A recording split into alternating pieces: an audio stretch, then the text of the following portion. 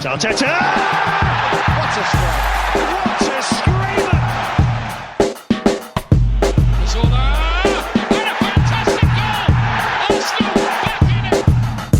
And here's Limpar, lines it up, finds the net. Arsenal are in front. Look, I'm not sure you needed another sign of the apocalypse, but Lacazette scored away. This is the Arsenal Vision post-match podcast. My name is Elliot Smith. You can block me on Twitter, Yankee Gunner. That's right, look, there's enough signs of the apocalypse.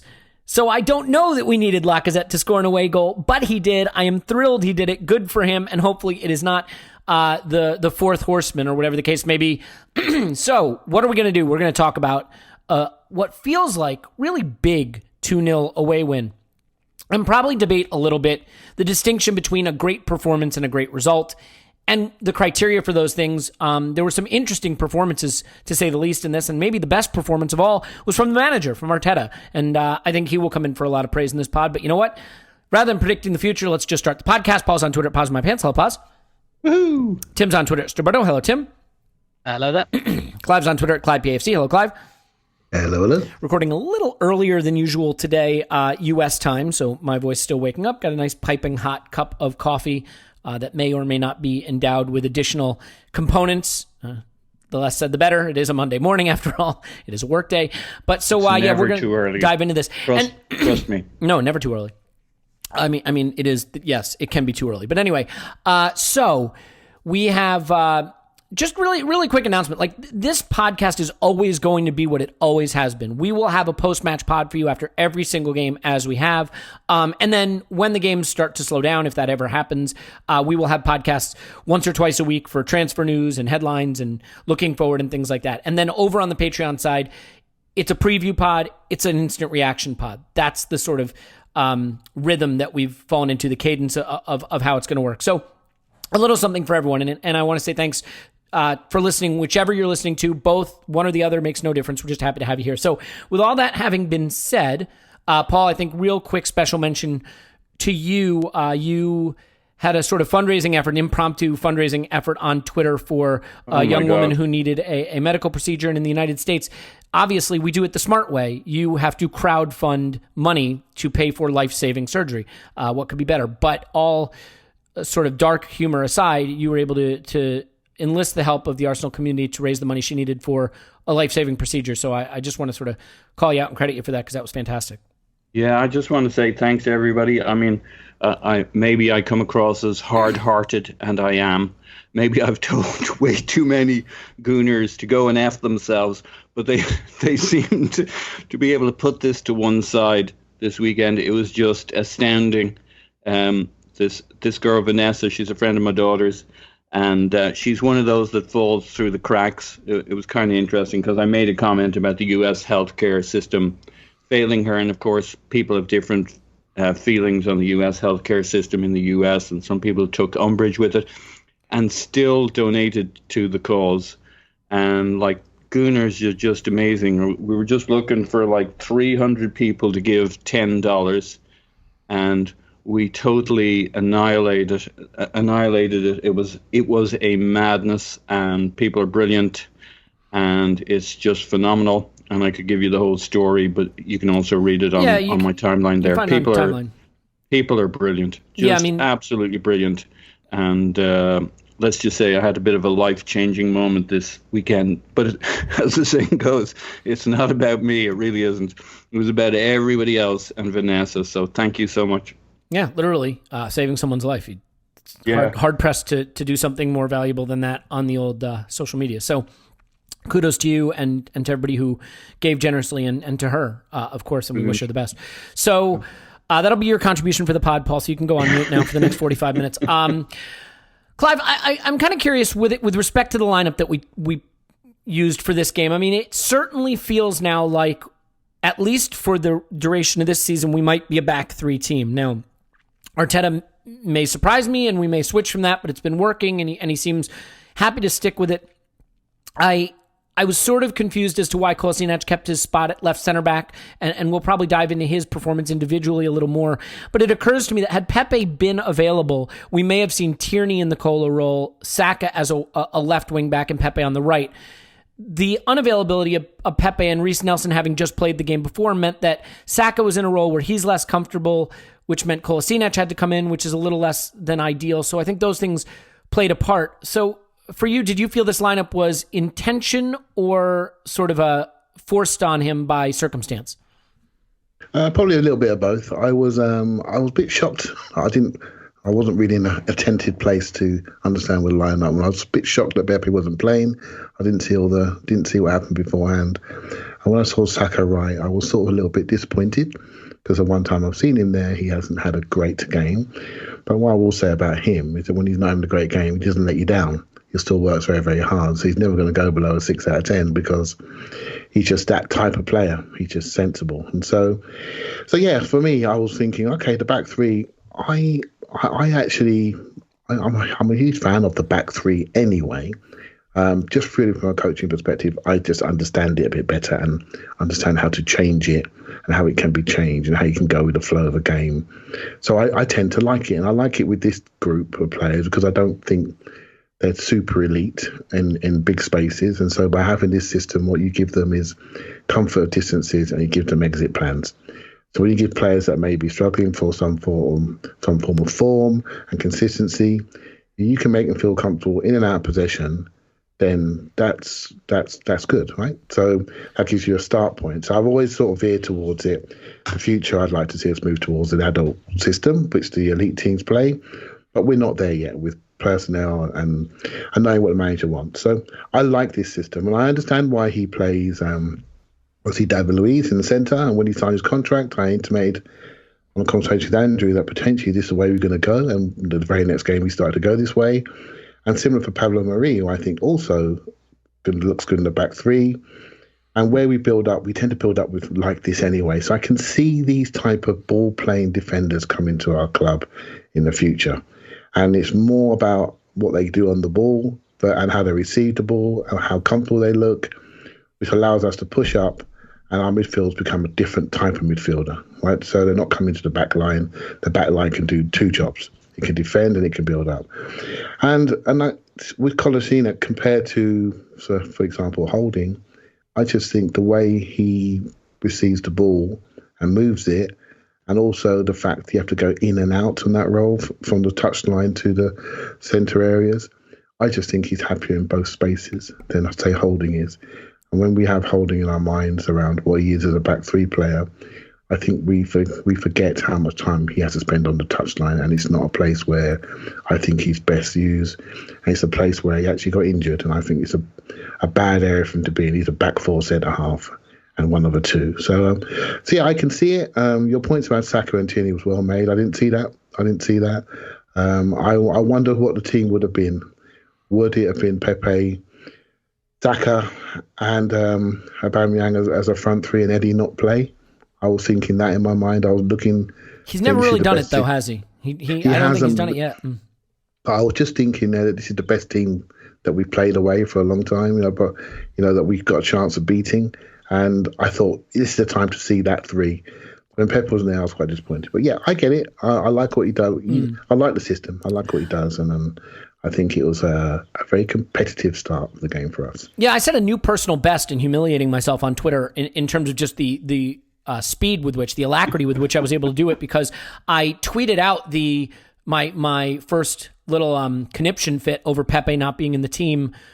And I think it was only 45 seconds to a minute later that Arsenal announced that he was with his wife for them to give birth to their child. So congratulations to them and to me for setting a new personal best on match day. Tim, this is a game where I have a lot of praise for Arteta rather than necessarily individual players, because I think you see the organization, you see the commitment, you see the way he's teaching during the drinks breaks, you see the changes now that he's making with his substitutes having the desired effect, and he feels more comfortable doing that. But in terms of the individual performances and some of the patterns of play, I think this was a battling win more than it was a swashbuckling win, which is fine against a team that had won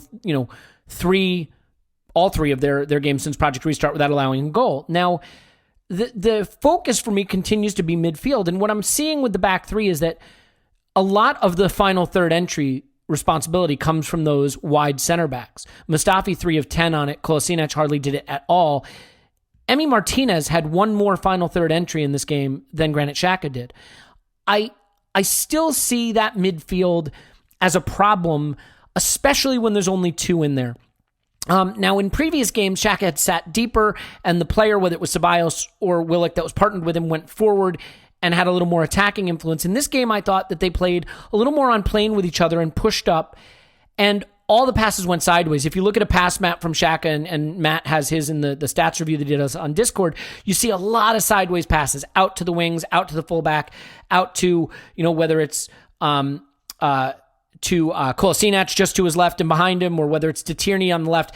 There's almost no final third entry coming from Xhaka. And I'm curious if you think that what we're seeing from him in this midfield role is him doing the best he can in this tactical setup, or if it reveals a bit of game limitation in that when he gets it between the lines, the thing that frustrated me in this game, I thought there were times he could turn, he could face, he could give it to runners, he could link with the forwards, and that's not his game. And so it's not a criticism of him saying he's bad or he was bad in this game, but just that you see that maybe we need a different profile in that position. Did you feel the same way as you watched us try to break them down from the midfield? Yeah, absolutely. Absolutely. I think the thing is we kind of, so I think one of the reasons we played Saka on the right, and I said this on the instant reaction pod, I don't like him there because I don't see him as an inverted forward. I think he's an outside player, not an inside player. But I think part of the reason was that we missed him as a midfielder, and I kind of think we were shoehorning him in. And the reason we missed him as a midfielder, and the reason I think that he's been such a revelation in that position, is not just because he's a good player, but because he's got qualities that we don't have easily elsewhere, particularly his ability to carry the ball. Just go back and look at that stoppage time winner at Sheffield United. That's him in midfield, kind of dribbling away from pressure in the last minute of the game in the centre circle, then turning and driving forward. And we just don't have many players that do that. Maybe Willock's another one. And he made an impact again coming off the bench. But it kind of makes you think, if had Pepe been available, you're right. I think ultimately what we'd have seen is Tierney at left centre back and Saka at left wing back, which again would probably be a little bit of a symptom of shoehorning, because I think at the moment Saka's best position is that left central midfield position, and that's not just about him as an individual and me thinking about how we best look after him, but that's three in midfield, right? You have wide central midfielders when there's three of them, and when there's two of them, you're right, they're on a plane. You could probably toss like a bed sheet over the pair of them, a bit of rope between them, almost like a foosball table. And I think what's clear with the back three, and I do like it because I think it suits the most amount of players at the moment. The thing we've got is we've got a clear exit plan with the ball. So we do like a defensive diamond shape. So you've got Luiz at the base, and then he's got his wide centre backs pushed out to his right and left, and they're slightly ahead of him. And then at the tip of that diamond, you've got Granit Xhaka. So we've got a diamond that gets us out from the defensive third to the middle third, but we don't have that from the middle third to the final third because we don't have Ozil there. And the nearest we've gotten to it is having Saka on the left, kind of a mixture of Saka and Tierney, like just driving up the left-hand side. And so I guess it is a worry for me, a slight worry for me moving forward. I've said for years that, and I guess like a lot of teams probably think this about their teams, that if football was 12 aside, Arsenal would be really, really good. Like I've felt for so long, like there's always just that play. You just think, God, if we could just put one more player in, like in the Coquelin and Cazorla days, you just think, yeah. And if we could have just put like another midfielder that kind of makes up for Coquelin's lack of technical ability there, then, and I kind of feel that at the moment as well. I feel a little bit like the right hand side is maybe still a bit of a kind of wasteland is putting it too strongly, but it feels a little bit too null and void still. And I feel like we need those kind of wide central midfield players, but basically what you're seeing in the Arsenal lineup is a bit of a battle between the fact that our defence isn't quite good enough and our midfield isn't quite good enough. So it's where do you put the extra body? And at the moment, we're putting it in defence, and I completely understand why we're doing that. But yeah, that's why I think there'll be some flexibility there. I don't think that Arteta's absolutely married to the back three in perpetuity. I think we'll see it for the next few games because they're tough ones. But let's say when we play Villa, for example, I wouldn't be surprised to see a back four then, and us say, right, let's get the extra body in midfield. So yeah, in conclusion, basically our midfield and our defence just aren't quite good enough. And it's a question of where do you put that extra player, and whichever department doesn't get that extra player will suffer. Yeah, I mean, it is a feature of our game since Project Restart that we just, and maybe all season, that we haven't been creating a lot of chances through the center of the pitch, that things are being funneled out wide, and there's clearly an intention to do that, which is okay. But I can't really decide if I think that it's entirely intention versus what the players on the pitch are really capable of doing. So I'm torn. I'm torn there in terms of, can we be getting more in central spaces from those midfielders, or is the system really set up not to create those opportunities? And in this game, I just thought there were some interesting positions that were taken up both by Ceballos and Xhaka, but particularly by Xhaka, between the lines, a little more advanced than usual, where he could have turned and distributed to the forwards making runs. And to be fair to the guy, that's not his game. It's never been his game, and that doesn't mean he's not good. It means that's a position that maybe is not a clean fit for him. But Paul, I want to talk about Saka just for a second. The goal he scores is wonderfully taken. It is the winner, and it comes at a time when the game felt cagey, and they had that early first minute chance to Traore that Martinez snuffed out well, and then really just a tactical battle, you might say, for a while, with not a lot of clean chances at either end.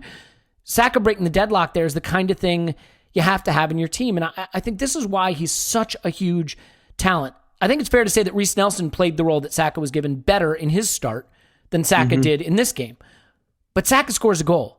Saka has the end product. I mean, the reason Alex Iwobi isn't an Arsenal player anymore is because he never had the end product. And so for you, when you look at a performance like this, where he gave it away a bit, he didn't look as comfortable, and admittedly, that's probably not a position where he's going to want to play regularly. He still finds the movement, finds the space, takes advantage of a little deflection, and finishes it off. I mean, that's what separates the players who can contribute from the really special ones, right? That they find a way to win the game even when it's not their day. Yeah, I think you summarized it really well. I think Arteta said as well that he had been struggling in the first half, and on the rewatch, it was even more apparent that pretty much everything he tried to do before that hadn't really come off. I kind of feel like, look, Saka, I think in the future will be really good playing from the right, because he's going to be really good playing anywhere you put him. So in some ways, this was an investment in Saka. It may take a bunch more games before he's good from the right, but this boy can do anything, basically, within reasonable limits. And I think you're exactly right. The one thing he brings is he'll get that goal. He was asked afterwards about how he came up with this goal, and he had a rational explanation. But I think that's rationalization after the fact. You could see when he hit this ball that he knew exactly what he was doing, that he hit it exactly the way he wanted, and it went exactly where he wanted it to go. And the guy's he's got a bit of the worldie in him. And so when you put that with the fact that he wasn't actually having a particularly good game in his role in this position, he was unfazed.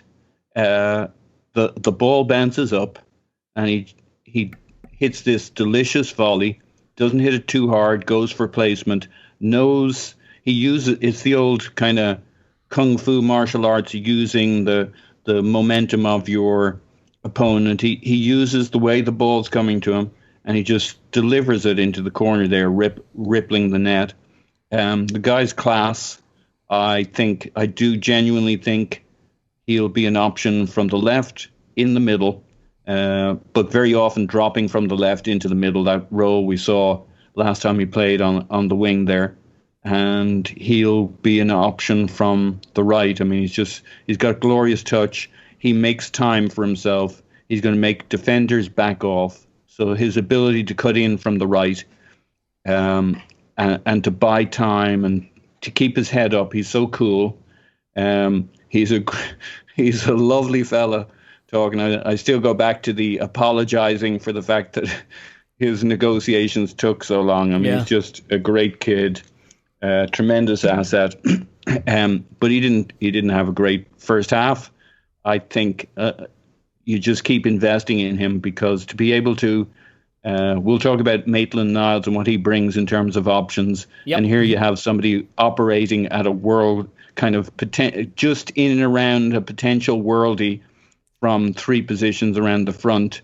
That does you all sorts of good in terms of team building, squad building, options, etc. That frees up all sorts of cash to do all sorts of things. So I think it's an investment, and one that'll pay off. This was kind of another installment from playing him from the right.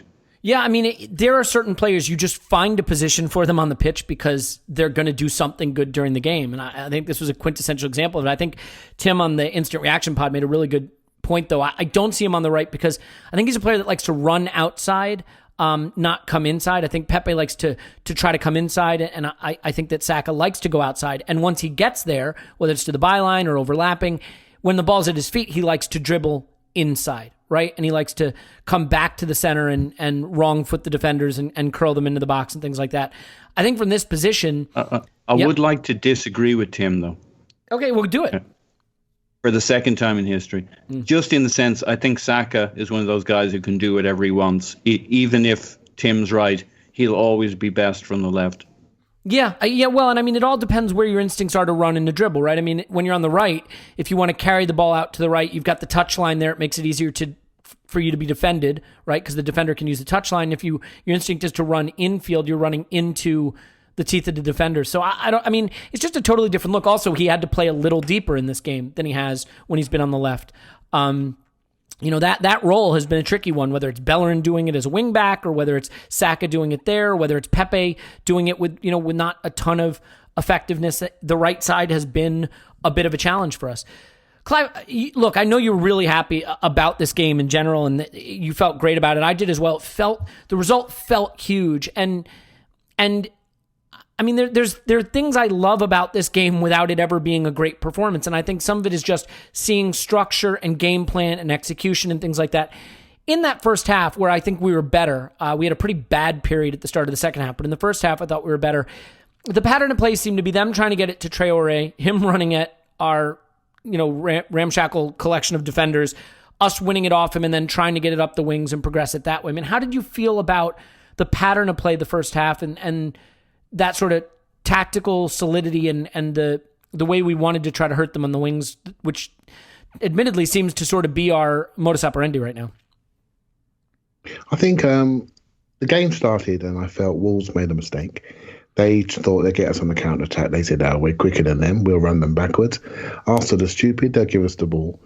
And so they just sat back into a mid-block. And all that did was allow us to get comfortable, get our slippers on, start moving the ball around, start moving them around. And we moved the ball around quite accurately. And I felt quite good. I think, this is good. You go into these games a little bit of fear. I mean, our away record in the last few years is not great, isn't it, against teams above us? So or below us. so the first thing is I'm thinking, we're in control of this. This is good. And then when we did lose it, I thought we were really good with defensive pressures, and I thought we looked competitive. So straight away, I'm like super excited because Wolves are quite a robust, strong, hard-running team. And I'm looking at the screen thinking, we're okay. We look good. If you look at our team selection in hindsight, it's quite a good defensive selection. All the front three can defend. Do you know what I mean? And then I felt obviously Tobias a little bit light in that regard, but he's no slouch statistically on tackles. So he tries. He may not be the best running across the ground, but he tries really hard, as does Xhaka. So it's quite a good defensive team layout. So I quite like that. So I'm thinking, right, we're competitive. Let's start moving it. And I think our confidence grew. It's something I said online that the game is literally now 4 quarters. You know, it's like a basketball game, right? So now you have the opportunity to adjust. I felt we adjusted better after the first drinks break, and we won. We controlled Q1. We sort of won Q2, and that was really key. And I felt we grew just before halftime. A lot of that was based on feeling confident in our defensive work. I think the only couple of times we Traore get it, turn around and run through spaces, but he's a little bit uncontrolled. He took some wild shots. You know, in fact, if anything, the save in the first couple of minutes was probably the most important action, or the first minute, because if they'd have scored then, I think we'd all been depressed. You know, so that was really brave, really good save. And I just felt we're improving. We're improving. You have to have confidence to keep pressing the ball. You have to have collective buy-in to keep pressing the ball, keep pressing it, keep doing it, knowing if you go, you're not going to go on your own. You're going to go with bodies coming with you. And we did that a lot. And I felt it surprised Wolves. I think Wolves thought, if you watch a lot of Wolves games, they're about strength teams, they're about power teams, particularly late on. And I felt in this game, Arteta used the breaks, used the ability to turn up the power gauge. And as we go, I'm sure you're going to substitutions in the second half. When people dropped off on the power, he added more power late on. And I felt we outpowered them. In the end, they were the ones that broke their structure. They were the ones that ran out of energy. What they did in adversity looked quite ragged. And their edges didn't look as smooth as we'd seen, you know, looking from afar as a Arsenal fans looking at Wolves. When things go their way, I thought we took away their strengths wonderfully late in the game by getting under them, by taking away the outside of Traore. We took away the inside. Then when he went to a touchline, he wants to go outside. And we said, nah, you're not going outside. We're going to put Maitland-Niles out there. And he's a right-footed guy. He's going to drive you inside. Even if he lets you turn, you know, he's going to drive you inside. You've got to come inside to the crowd scene with Saka and Kolasinac. And we're not going to allow you to do what you want to do. And I thought, you know, I'm sure you guys I'm sure you guys agree. I thought from a coaching perspective, this was Arteta's best game. On everything he did was the adjustments perfection. were great. Yeah, especially perfection. The subs, and then the second half drinks break where they had been on top of us pretty substantially right after halftime, and he adjusted and we got the game back under control. Made all his changes before he needed to. Yeah. Which was brilliant. Brilliant. And I mean, I think the one thing we're seeing now, and this is where you don't know how much to evaluate Project Restart in the context of what next season will be like.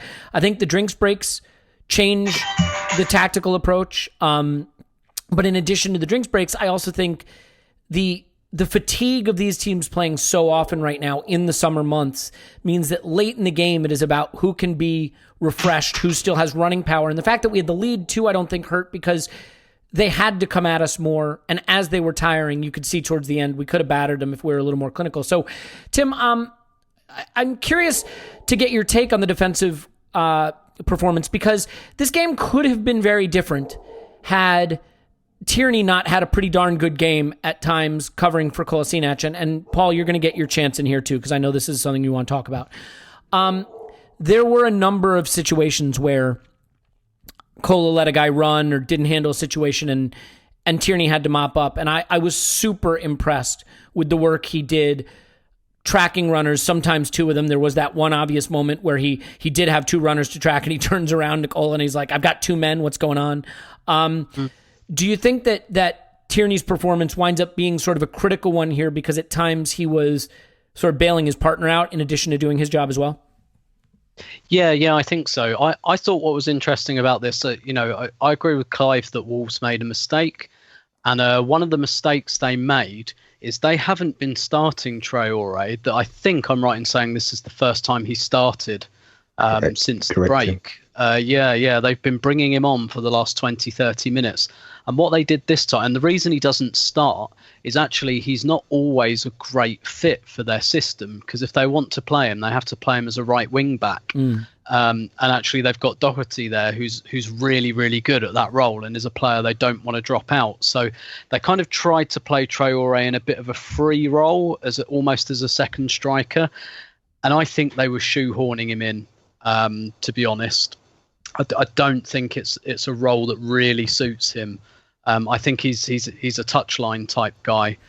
And what they did was they went, we really think that they almost went with a fairly understandable stereotype. I think they thought Arsenal are easy for Arsenal are ripe for a player like Traore, which, to be fair, a lot of us felt as well. And so I'd be really interested to know whether Arteta expected him to start or whether he expected him to come on for the last half an hour. And it makes me wonder about that Maitland-Niles substitution with half an hour to go. I said on the instant reaction pod, I wondered if there was an element to which that was pre-planned, to have, to basically, because it's a real duel, it's a real tough time he gives you, and effectively what you've got is a left-sided centre half and a left back. And on top of that, if you say, well, actually, if we just say to the left back, I'll give you 60 minutes, go hell for leather, and then we'll take you off and put another guy in there. I'm not so sure about that. I do just wonder if we were expecting him to start. And the thing is as well, because what they gave up was they left Diogo Jota on the bench. And I think that was a mistake. He's a really good player, and I think they really missed him. And the thing is about Wolves is they're very structured, not just about the way they defend, but about the way they attack. And I think they took an important piece out to put Traore in as maybe a bit of a wild card. I think that's a fairer comment given the free role that he was given. I think if you put him on the right wing, he's not a wild card. He's just a really good right winger. And so I guess I'm interested. It's difficult to know because it's difficult to know what we were expecting, whether we were expecting Traore to start. But with Tierney, I completely agree. I thought he did a really, really good job. I think the thing is with Traore is he can just leave you. And that's the thing. And that's, again, I said on the instant reaction pod, I'm all right with Kolasinac strength-wise against Traore, but not pace-wise. And I guess with Tierney and Kolasinac, you put them together, you've got both, really. So what you do is you have Tierney cover the space on that kind of outside left, and you give him the touchline and you give him the task of keeping up with the guy. And if and when he bursts past you, you give Kolasinac, he's almost like the bouncer, right? So like he kind of just stands there and goes, right, okay, I'll play in the shorter space near the touchline, and I'll try and use my strength. So I think there was definitely an element to which there was a tag team tactic going on here. And the introduction of Maitland-Niles latterly was really, really clever for the reasons Clive says, actually kind of just putting a right footer out there, just kind of shepherded him infield. And again, Maitland-Niles is someone who you'd back to keep up with him for pace. So I was really, really impressed with Tierney. I think you've seen why he can play that left centre back and that left back role. He has got the properties to do both of those things. And I do wonder, like you said, had Pepe been fit, whether it had been Saka left wing back. I'm not so sure about that, just because I'm not so sure that Saka's defensive chops would have been up for that kind of challenge. But there was definitely an element to which I think the tactic was probably Tierney, if you kind of keep up with him for pace and then shepherd him into this area where we'll put the Incredible Hulk, Kolasinac, together, maybe that's a good way of mitigating that threat. But yeah, I still think if Nuno Santo could have his time again, I think he'd leave Traore on the bench and play Diogo Jota. Interesting. I think it's sort of your point, though, Tim. You say if you're the opposing manager, you try to find the dope, right? And I think that he probably looked at our back line and said, if I can get Adama Traore running in space at those defenders, I like those odds. That's my easiest way to get chances, to have Adama Traore running at those central defenders. And, especially if it's Kolasinac on the left, I think spot the dope. He's it. We're going to go after him. And, I think what we saw in this game is a combination of Arsenal just about dealing with it, and also the fact that Traore, for as elite as a dribbler as he is, and he undeniably is, he is not the finished article. This is not a player that is, about to go for 100 million to Barcelona or Real Madrid. And the reason he's not is because aside from the dribbling, he is an incomplete player. And I thought he was pretty poor in this game, candidly. He got a lot wrong. He got the finish wrong and a pretty clear chance. He had the first minute chance too. He gave the ball away. He made some mistakes. He was still difficult to live with, but I don't think he's, the finished article. And so we did just about get away with it. And I think that the decision to start him makes sense in the context of who he was going up against, but I thought we lived with it okay. Now, Paul, as you know, I felt Kolasinac was the weak link. I don't really understand why Arteta is picking him. I think that you could just as easily play a 4-3-3 with Saka in midfield and let him drop into the back three and make it a 5 if you want, and you get more. One of the things from Kolasinac that I think is a problem is his passing, and you can say, well, he passed at 84% in this game, no problem. Setting aside the conservativeness of those passes from a position that really has more final third entry responsibility right now. Look at Mustafi. He attempted 10 final third entries in the game. But I think the issue is, Paul, look at his clearances. By far and away had the most clearances, and clearances are sometimes listed as a positive stat, but as Matt points out in the data review, they're not a positive stat. They're times that you gave the ball back to the other team rather than passing it to a teammate. And, again, I think that when you turn possession over like that, when you're not as comfortable on the ball to just, keep possession, when you drift out of your hole, when you do let your runners go by you, those were the things that were happening in this game. So I know you see it a little differently. You rewatched the game and felt he was okay. Do you want to provide the opposing view for Kolasinac as perfectly viable player in this game? Yes, I will. Please do it. So look, he dropped some clangers, and he's not a centre back. And there were a couple of times where his focus lapsed, and he ball watched trotting. But on the big, I think it's on the big Traore opportunity late in the second half when he goes 1-on-1 versus Martinez, Kolasinac ball watches and forgets there's a guy on the pitch called Traore coming up on his shoulder. And I think he has at least one other lapse of attention. That's of significance. I think the reflection that they played to play against the dope, it doesn't really matter if the dope turns out not to be a dope. I think Tim has it exactly right. It was a double team we were playing on that side against Traore, be it Kolasinac and Tierney or Kolasinac and Maitland-Niles. I think Maitland-Niles was astoundingly good when he came on. And I think the idea that he came on as a closer, that it was a pre-planned sub, as Tim talked about, against Traore, be it playing a full game or playing the last 30 or 40 minutes of the game, Arteta had that one locked and loaded. There's no way he just kind of late in the game thought, I'll get Maitland-Niles on. He took the other ammunition for that argument is that he took Tierney off before we thought there was a problem with Tierney. So it was an early substitution in the second half that locked up that side, and I thought Maitland-Niles was exceptional. The idea that Tierney was perfect and Kolasinac was crap is totally wrong, in my opinion. I expected big things from Tierney in this. I think he struggled quite often against Traore when they were 1v1. To some degree, it was a pre-planned stay the hell away from him unless you feel covered, unless it's out wide. But he gave him a lot of space. I think he got done a few times. I love Tierney, but the idea that the problems were only one guy, it was any time somebody was isolated against Traore, they were in trouble. Well, yeah, that's true for anybody. Yeah. And I think for the most part, they did really well. I think the star in this system was not so much Kolasinac, not that he was a star either way, but the system. And I think Arteta didn't leave him on for 60 minutes or 70 minutes like Tierney and then get him off. He left him on for 90-something minutes, where people had kind of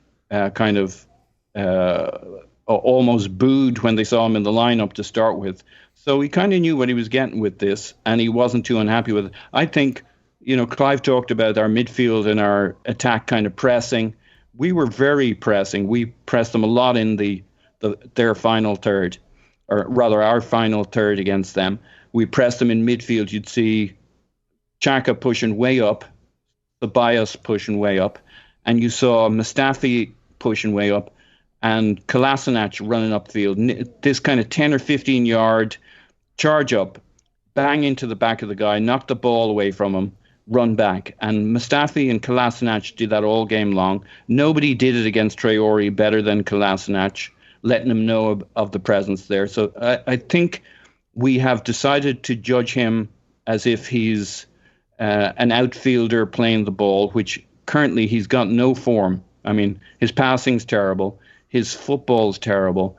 Within this system, I think he gave Arteta exactly what he expected. Tim used the line I would have used, which was as a bouncer. He was a physical presence that said to them, you may beat us, but you're not going to outmuscle us. And we don't have a lot of beef along that back line. Tierney, I mean, look at the guy. He's fading away at the moment. He needs a year or two to fill out a bit more.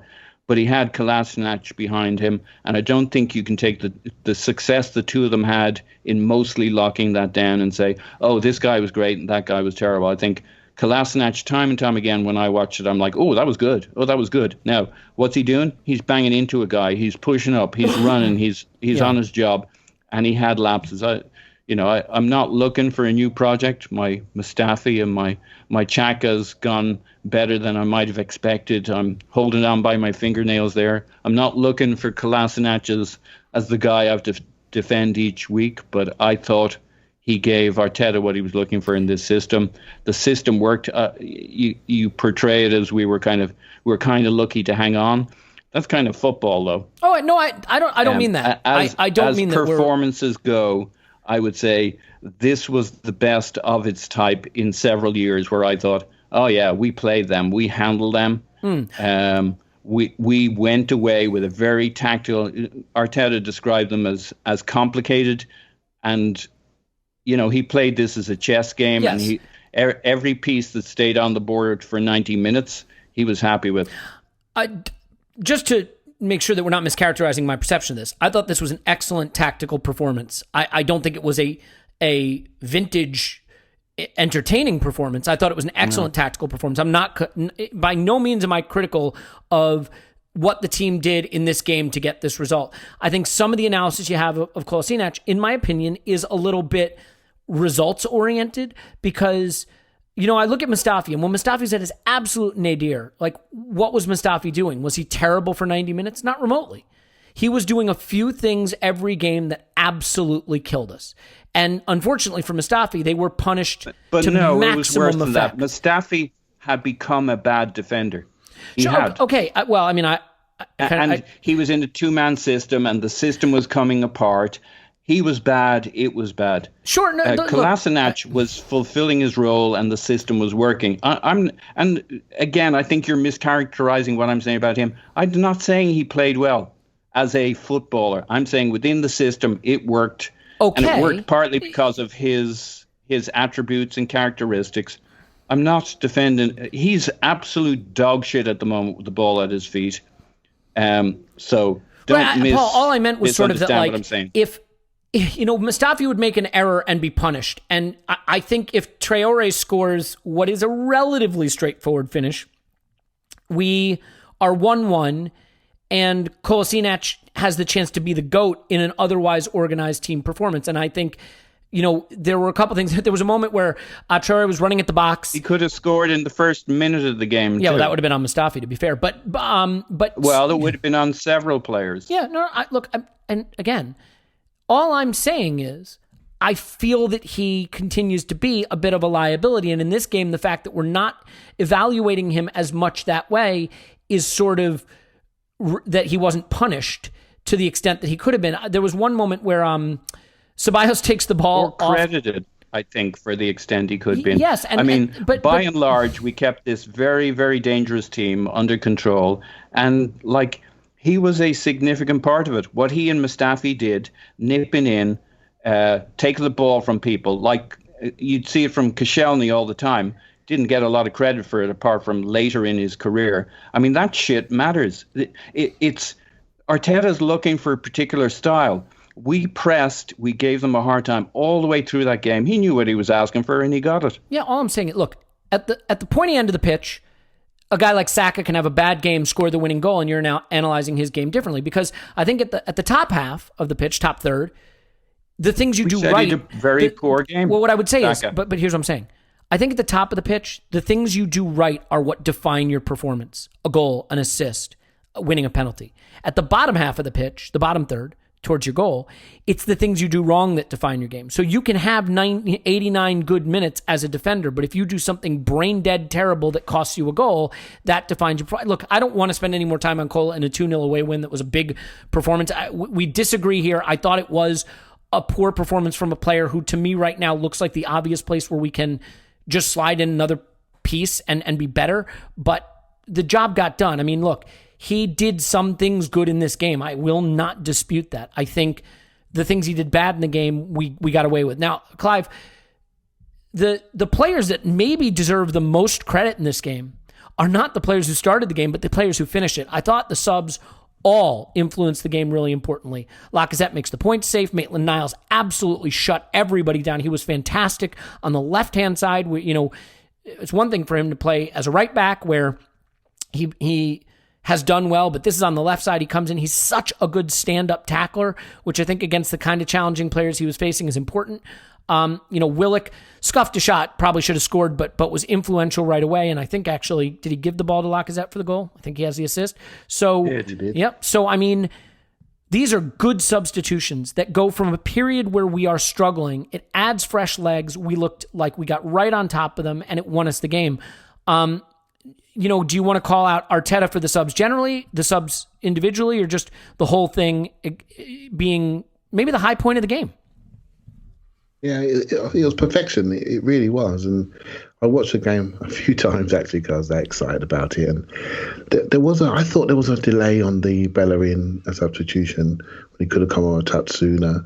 And he was sort of there before the drinks break, and it sort of came just after drinks break. And you sort of think back and you think, if they scored during that period, would he have been criticised for delaying it? But then I was just nitpicking there. So yeah, obviously So Clive, did you hear were you listening to the Yarscast? They said you can't make substitutions, they think, during the drinks break, because that was a very it seemed like forever, and it was almost like he changed his mind. Yeah, I was watching. I rewatched the NBC one, so I watched what you guys may be watching, and and which I don't normally hear it from that side of the pond per se. And they would talk about the substitutions for ages, and then it didn't happen during the drinks break. And I thought, is he trying to break up the flow? So that bit of news today, what you're saying there, Paul, you know what? That may be something that I wasn't aware of at the time. I'm thinking, why is he waiting until after drinks break? Why just do it then, right? So we seem to get away with that, but I did feel, I sort of said the other day on the podcast, I said we got a couple of Stanley knives on the bench. I think it was the wrong knife. It's Swiss Army knives on the bench. And basically, with Willock and Maitland-Niles, they can do a lot of stuff. They come on the pitch and they can move, they can drive, they can tackle, they're energetic. They can do a lot of things, right? So Willock is more of a scorer, but they're quite brave, they're quite front-footed. So with these players, I mean, Maitland-Niles, the reason why I've always been a fan of his is because, yes, I know he lacks a bit of hunger. He looks quite lethargic. And again, but that's so easy to fix. Tell someone, be a bit more intense. There you go. You either do it or you don't. You see what I mean? There you go. It's done. And he looks so much more intense now, doesn't he? And because he looks more intense, everyone's starting to like him.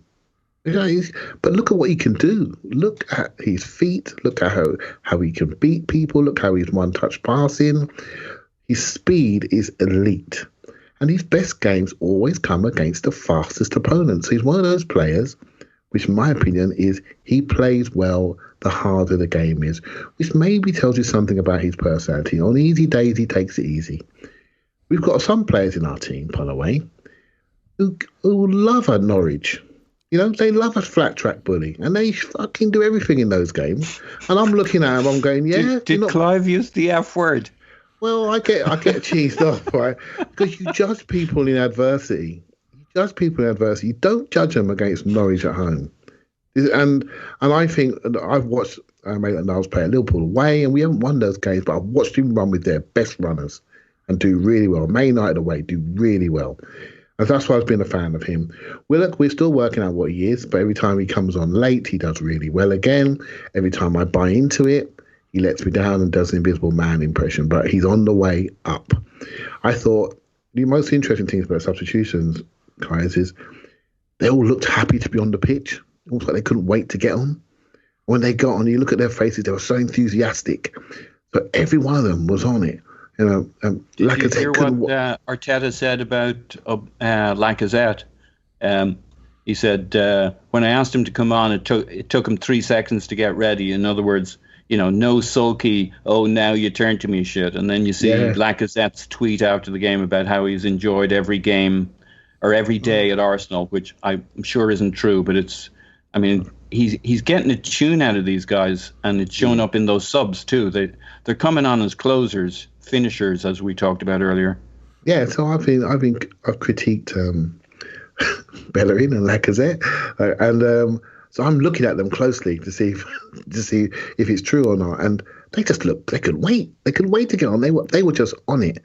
They were just on it, and I just think that's great. For me, the whole collective was wonderful. But I thought the energy of those substitutions and their intent to leave the impression was what took the game away from Wolves. When Wolves looked around, they made a couple of changes, and then Wolves made what Wolves did when they made their changes. I thought it affected them more than it affected us.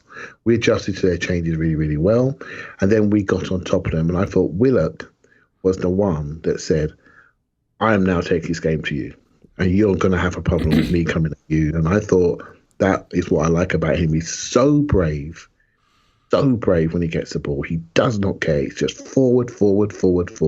It's raw, but then he creates a problem for somebody, and he did in this game. And he gave a big part in the second goal. So yeah, I loved what he did off the bench, and we all thought it was a weakness, his in-game management. Well, one thing to say about his coach, he is a very fast learner. He's learning. You know what's funny? Like I said this in the instant reaction pod, but this is the first time he has ever coached a football club, period, full stop. The first time ever.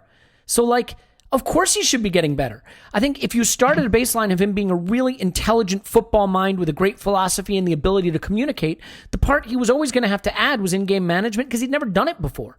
And now he's getting to do it. And, I feel for him because he took the job at a time when he couldn't work with the team, about to be the holiday program and all those games, and he never really got a chance. And then the pandemic, he couldn't work with the team anymore. And then, 3/4 of the games, he's either lost a player to injury or red card at some point. So his substitution patterns are taken away from him.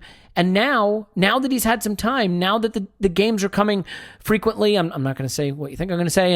And he, he gets the chance to work with the team more and get this practice and get this time. He's learning and he's influencing games in a positive way. Paul, you want to just quickly add to that so then I can ask Tim about the individuals? Yeah, no, I'd like to add slowly to that. Okay, so I think slowly would be fantastic. Please add slowly. Yeah, but it layers nicely onto what you and Clive are saying, I think. Look, this COVID-19 thing, this strange period we're going through with no crowds in the stadiums is terrible. But it might be good for Arsenal because, he talked, I think it was after the last game, about why is he always shouting at Danny? And there's 2 reasons for that. Danny speaks Spanish, but more importantly, Danny can hear him. And so Arteta, more than anybody, more than Klopp or Pep, the players are probably delighted not to hear from Pep with the crowd shouting behind him because they've been hearing from him for 3 years, shouting at them in training sessions, on pitch, etc. But Arteta's point is these guys can hear me. That's why he's talking all the time. So we're a team that has the most to learn about how Arteta wants them to play. It's a much more dynamic conversation on the pitch now with Arteta on the sidelines and them able to hear him. So that when somebody like Maitland, it could be something like this that turns Maitland-Niles' career around at Arsenal, where these 20 minutes or whatever that he's getting on the pitch, because he's understanding live. It's like having an earpiece in his ear saying, no, move here, do this, do that. The coaching these guys are getting, the ramp up they're getting to Arteta's game plan live, it's like the formation doesn't matter once the game start. Well, the coach's plan doesn't matter that much once the games start. Next time he gets to talk to them is 45 minutes later, except now he's got a drinks break. As Clive talked about, every quarter he gets to coach these guys, which changed the momentum in this game. So our rate of acquisition of Arteta's thinking within the team may save players like God forbid Kolasinac, but Maitland-Niles, Willock, these Nketiah, all these, Danny Ceballos' career with us. We're now talking about the fact that we're in conversations with Real Madrid. Who knows if that'll happen or not? But all of these players, which it's on a knife edge whether we have the time to build the trust between the player and the coach and the system, and whether the people buy into the system. Aubameyang, right? We have a very short runway here for Aubameyang to think we're heading in the right direction and somewhere that he would want to stay. Now, of course, there's this debate about whether we should be signing up a 31-year-old or whatever, but these are the choices the manager wants to have, because people have got on the boat, understand the plan, and that we don't waste a game like Wolves where we made a mistake because they didn't understand that the manager wanted them to pivot in terms of how we were playing. So I think this is a really exciting time for Arsenal and Arteta, because the players can hear the coach non-stop all the way through the game. Yeah, I mean, contrast that with like Jose Mourinho hilariously slumped in his seat all game for Spurs with his arms folded and that smug look on his face. And I'm just like, mate, you could be coaching your team, but like you'd rather just sit there and pout, which is beautiful because you're going to be there for many years collecting a big check for being terrible. Tim, as far as the subs go, I mean, I don't know that you could find one who shouldn't come in for some credit and some recognition. Is there one that you felt was the more important of the group? I think Maitland-Niles was phenomenal and continues to show that as long as he's interested in it, there's a role for him here. But equally, Alexander Lacazette, who had started to feel almost superfluous, almost, not to say unusable is overstating it, but not an asset, comes in, two-touch, bang, he, hits the post and goes in. Finally, something goes for him, and maybe that unlocks something that we could desperately need. It wouldn't hurt to have your 50 million pound striker scoring some goals again. So do you have one or two of them you particularly want to call out for some credit? Yeah, I'll say Joe Willock, because I think he's kind of done the same thing in 2 away games now, which is kind of either score or set up. And there are assists and there are assists, and this was an assist.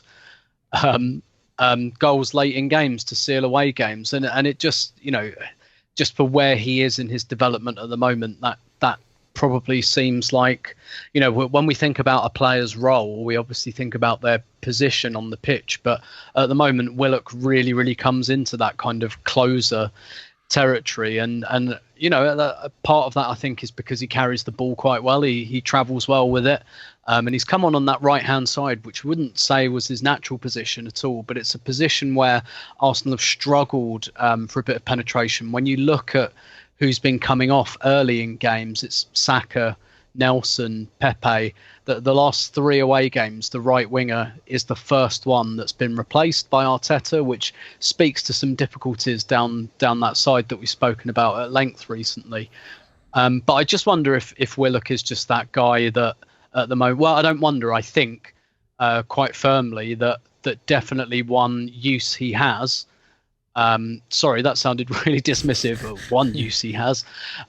One of the uses he has at the moment is coming on when we're 1-0 up rather. And Arteta spoke about we're not quite in the position where we can batter teams for 95 minutes, and we were coming under pressure against the likes of Sheffield United, Southampton and Wolves. He's just come on that right-hand side, and perhaps just when the game's a bit unstructured and there's a bit more space and he can do that push and run type thing, or the goal he scored at Southampton where he was quick on the rebound, maybe just the freshness of legs, and maybe just his style just suits us slightly when the game state is slightly more unstructured, the other team's chasing. I'm not sure he's quite in the place yet where I want him at number 10 against a deep block. Albeit, was it against Sheffield United? He took up good positions there, even if his technique wasn't quite there at times. But yeah, I thought that. Of course, it made a real difference because he has a massive part in the goal. Should score as well thereafter. I should correct myself on the instant reaction pod because I questioned whether Lacazette slightly scuffed his shot and he didn't, and I was conflating that with Willock having a shot he from badly scuffed exactly a the shot, same yeah. position, and really scuffing it.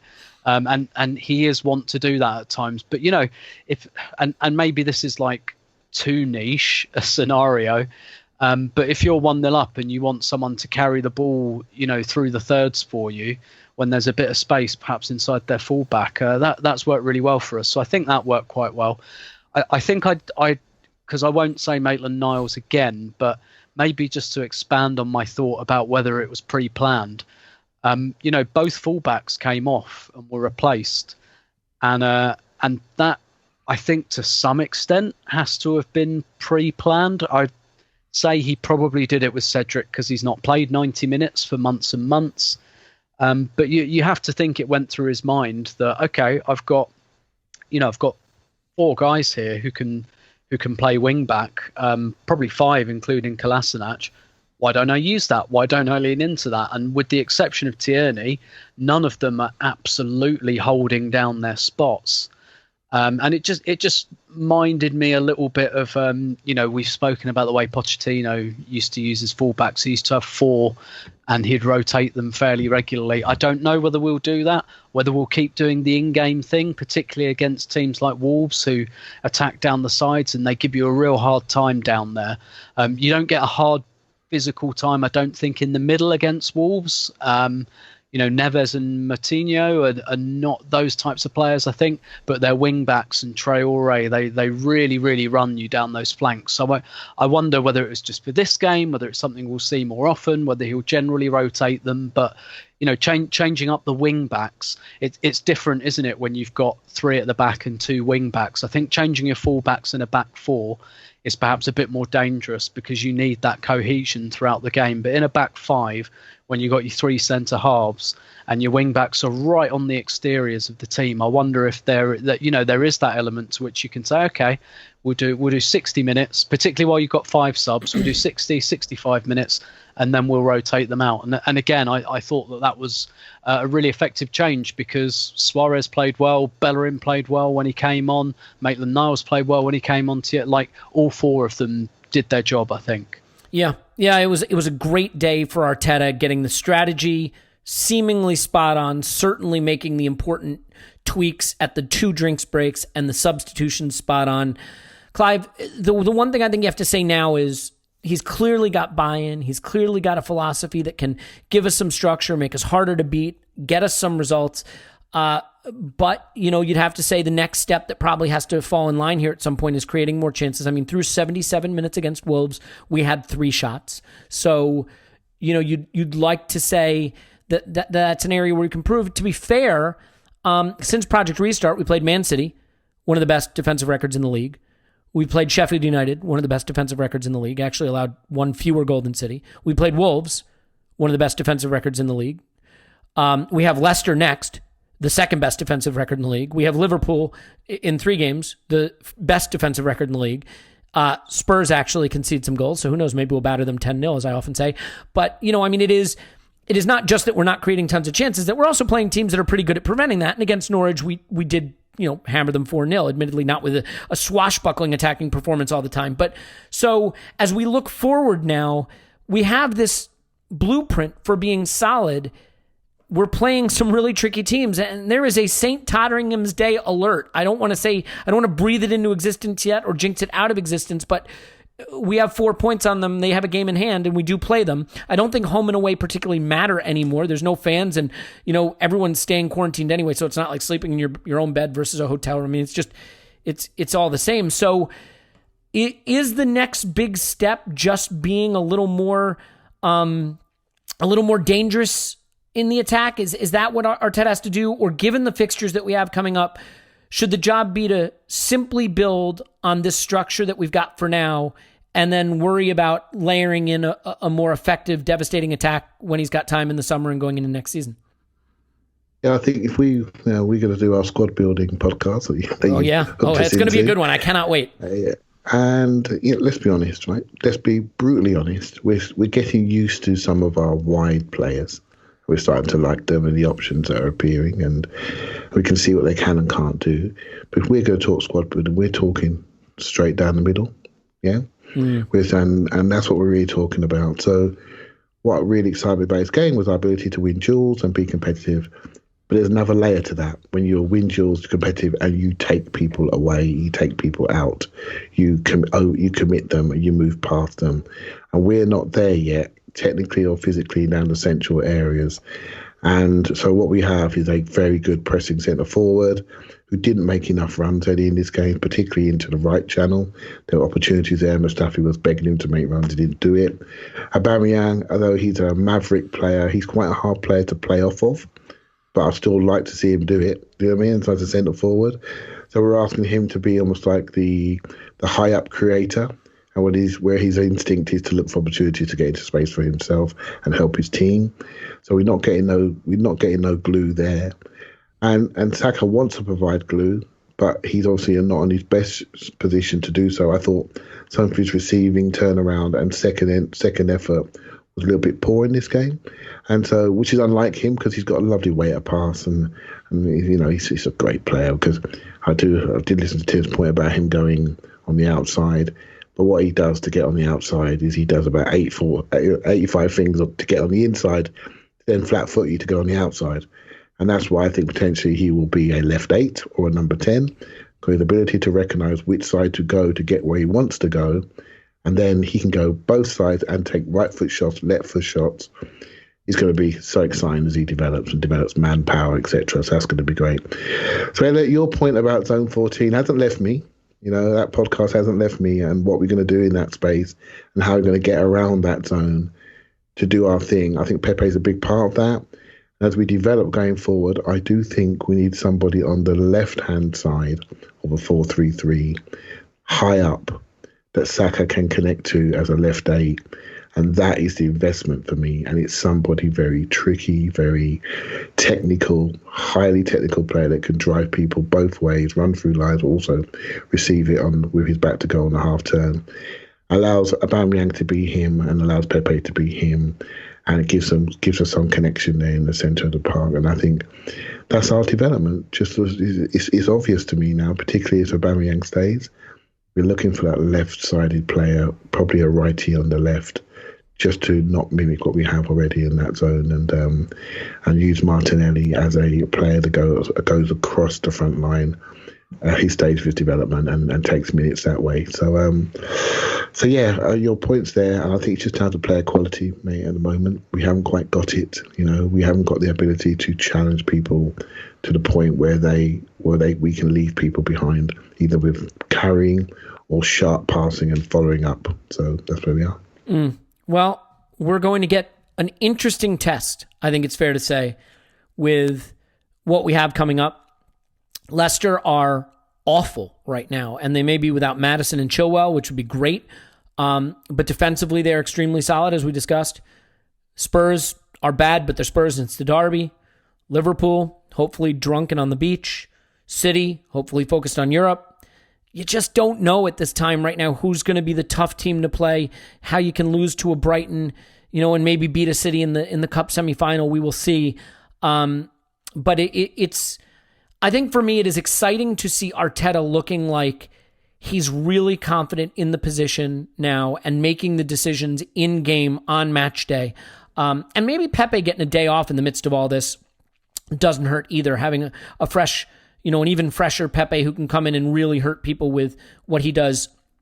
I think for Arteta to really take us up to the next level, he will have to solve for a little more midfield penetration, progression, and ultimately chance creation. But one step at a time. Everything was broken, and now many things are not broken, and that's a good sign.